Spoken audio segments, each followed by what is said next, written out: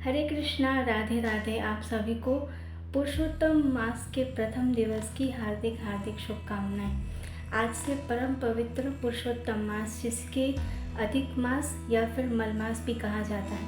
पुरुषोत्तम मास के महात्म्य के बारे में अनेक वीडियोस इंस्टाग्राम और यूट्यूब पे दिए गए हैं। इसका क्या महत्व है और इसके व्रत कैसे किए जाते हैं, इसका क्या फल मिलता है और विधि क्या है, ये सारे के सारे प्रोसीजर इंस्टाग्राम या यूट्यूब पर दिए हुए हैं। लेकिन आज मैं एक अलग ही वीडियो लेकर आई हूँ। कोशिश यही रहेगी कि आज प्रथम दिवस है तो हम आज से पुरुषोत्तम योग यानी कि भगवद गीता का जो 15वां अध्याय है उसको आज हम रोज़ पढ़ेंगे। तो ये मेरे हाथ में है भगवद गीता यथारूप। हम कोशिश करेंगे कि रोज़ एक श्लोक पढ़ा जाए पुरुषोत्तम योग का, जिससे हम अपनी जीवा को जो है पवित्र कर सके और ठाकुर जी के चरणों में रोज़ एक श्लोक रूपी पुष्प या तुलसी जी को अर्पण कर सके। तो चलिए आज हम शुरू करते हैं अपना प्रथम श्लोक पुरुषोत्तम योग का। लेकिन सबसे पहले ध्यान कर लेते हैं। ओम अज्ञानतिमिरान्धस्य ज्ञानाञ्जनशलाकया चक्षुरुन्मीलितं येन तस्मै श्रीगुरवे नमः। श्रीचैतन्यमनोभीष्टं स्थापितं येन भूतले स्वयं रूप कदा मह्यं ददाति स्वप्नदान्तिकं। वन्देऽहं श्रीगुरो श्रीयुतपदकमलं श्रीगुरून् वैष्णवांश्च। श्रीरूपं साग्रजातं सहगणरघुनाथान्वितं तं सञ्जीवं साद्वैतं सावधूतं परिजनसहितं कृष्णचैतन्यदेवं श्रीराधाकृष्णपादान् सहगणललिता श्रीविशाखान्वितांश्च। हे कृष्ण करुणा सिन्धु दीनबन्धु जगत्पते गोपेश गोपिकान्त राधाकान्त नमोस्तुते। तप्तकाञ्चन गौराङ्गी श्रीराधे वृन्दावनेश्वरी वृषभानुसुते देवी प्रणमामि हरिप्रिये। वाञ्छाकल्पतरुभ्यश्च कृपासिन्धुभ्येव च पतितानां पावनेभ्यो वैष्णवेभ्यो नमो नमः। श्रीकृष्ण चैतन्य प्रभु नित्यानन्द श्री अद्वैत गदाधर श्रीवासादि गौरभक्तवृन्द। हरे कृष्णा कृष्णा कृष्णा हरे हरे, हरे राम राम राम हरे हरे। हरे कृष्णा कृष्णा कृष्णा हरे हरे, हरे राम राम राम हरे हरे। हरे कृष्णा कृष्णा कृष्णा हरे हरे, हरे राम राम राम हरे हरे। नमो विष्णुपादाय कृष्णप्रेष्ठाय भूतले श्रीमते गोपालकृष्ण गोस्वामी नामिने प्रभुपादस्य साहित्यमेव प्रकाशयितरे च प्रचारं कृत्वा साधु भगवत्पदाय ते नमो विष्णुपादाय कृष्णप्रेष्ठाय भूतले श्रीमते भक्तिवेदान्त स्वामी नामिने नमस्ते सरस्वती देवी गौरवाणी प्रचारिणे निर्विशेष शून्यवादी पाश्चात्य देशतारिणे। चलिए प्रारंभ करते हैं। अध्याय 15 पुरुषोत्तम योग। श्री भगवान उवाच ऊर्ध्वमूलं मदशाखम् अश्वत्थं प्राहुरव्ययं छन्दांसि यस्य पर्णानि यतं वेद स वेदवित्। श्री भगवान उवाच ऊर्ध्वमूलम् अधशाखम् अश्वत्थं प्राहुरव्ययं छन्दांसि यस्य पर्णानि यतं वेद स वेदवित्। श्री भगवान उवाच ऊर्ध्वमूलम् अथ शाखम् अश्वत्थं प्राहुरव्ययं छन्दांसि यस्य पर्णानि यतं वेद स वेदवित्। भगवान ने कहा जाता है कि एक शाश्वत अश्वत्थ वृक्ष है जिसकी जड़ें तो ऊपर की ओर हैं और शाखाएं नीचे की ओर तथा पत्तियां वैदिक स्तोत्र हैं। जो इस वृक्ष को जानता है वह वेदों का ज्ञाता है।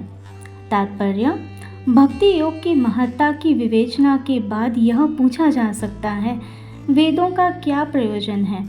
इस अध्याय में बताया गया है कि वैदिक अध्ययन का प्रयोजन कृष्ण को समझना है।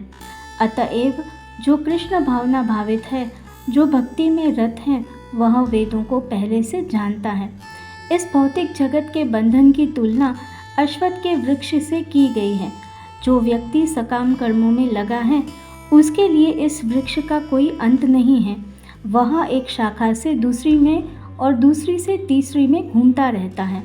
इस जगत रूपी वृक्ष का कोई अंत नहीं है और जो इस वृक्ष में आसक्त है उसकी मुक्ति की कोई संभावना नहीं है।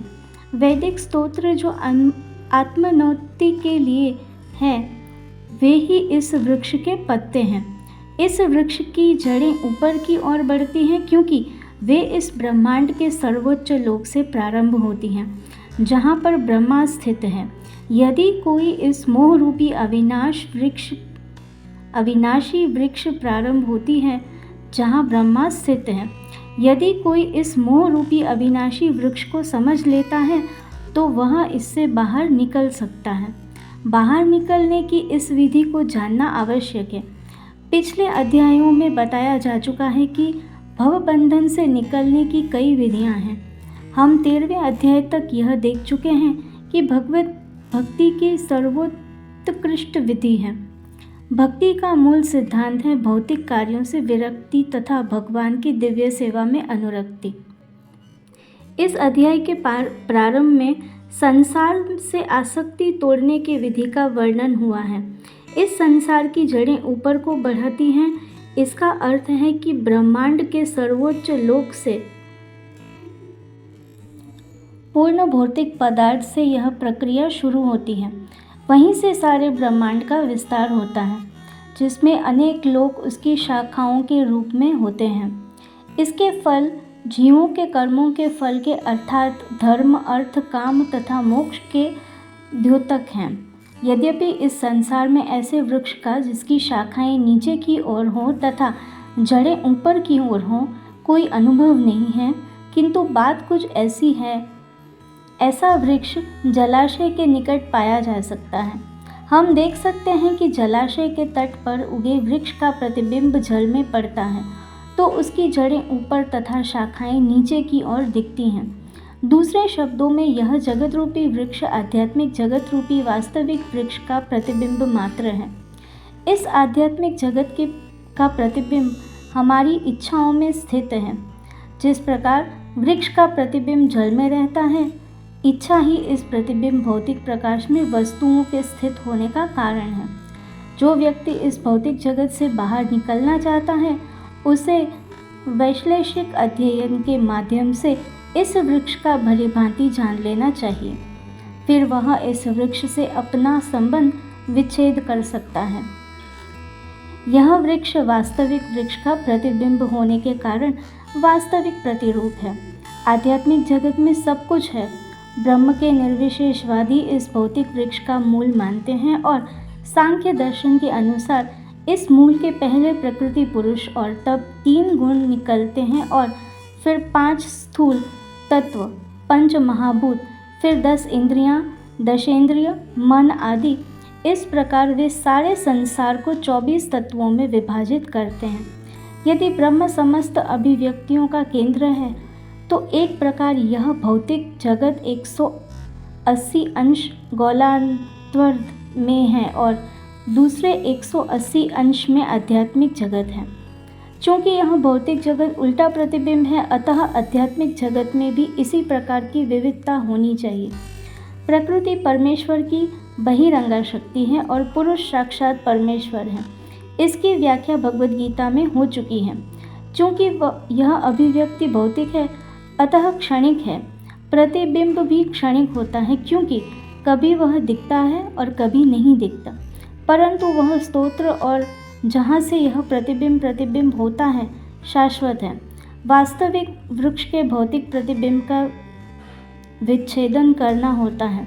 जब कोई कहता है कि अमुक व्यक्ति वेद जानता है तो इससे समझा जाता है कि इस जगत की आसक्ति से विच्छेद करना जानता है। यदि वह इस विधि को जानता है तो समझिए कि वह वास्तव में वेदों को जानता है। जो व्यक्ति वेदों के कर्मकांड द्वारा आकृष्ट होकर इस वृक्ष को सुंदर हरी पत्तियों से आकृष्ट होता है वह वेदों के वास्तविक उद्देश्य को नहीं जानता। वेदों का उद्देश्य भगवान ने स्वयं प्रकट किया है और वह है इस प्रतिबिंब वृक्ष को काटकर आध्यात्मिक जगत के वास्तविक वृक्ष को प्राप्त करना। श्रीमद् भगवद गीता यथारूप की जय। श्री पुरुषोत्तम महामास की जय। हरे कृष्णा कृष्णा कृष्णा हरे हरे, हरे राम राम राम हरे हरे।